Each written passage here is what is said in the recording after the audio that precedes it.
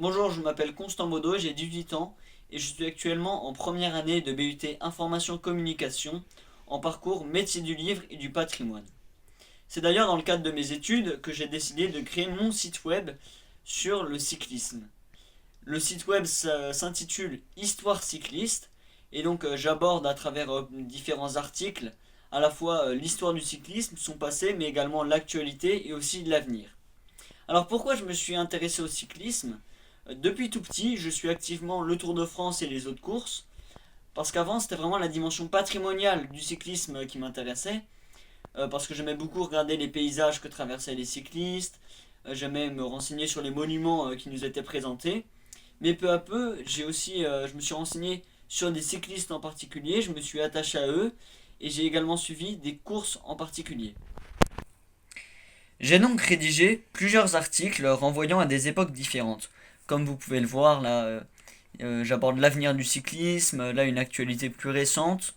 Et donc dans cet article, les dates du Tour de France, que je vais d'ailleurs vous présenter, j'aborde les dates clés du Tour de France.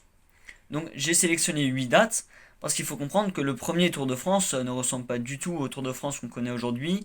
Il n'y avait pas de maillot jaune, il n'y avait pas de caravane. Et donc j'ai décidé de choisir 8 dates clés dans cette histoire. 8 dates qui ont forgé l'histoire du Tour de France.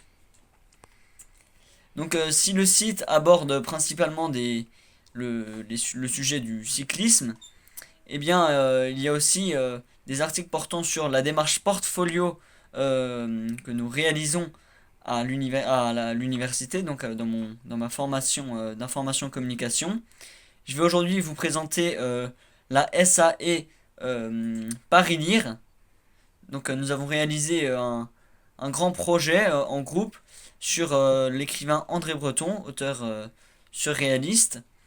Et donc je vous présente les objectifs, le déroulement de la SAE, les compétences qui étaient requises, mais également les compétences que j'ai acquises au cours de ce projet.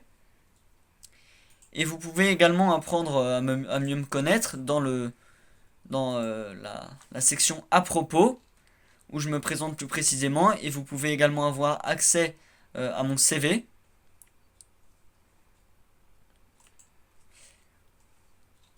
Et donc d'un point de vue vraiment pratique, la navigation sur le site est assez facile parce qu'avec le menu on a vraiment accès à toutes les ressources du site.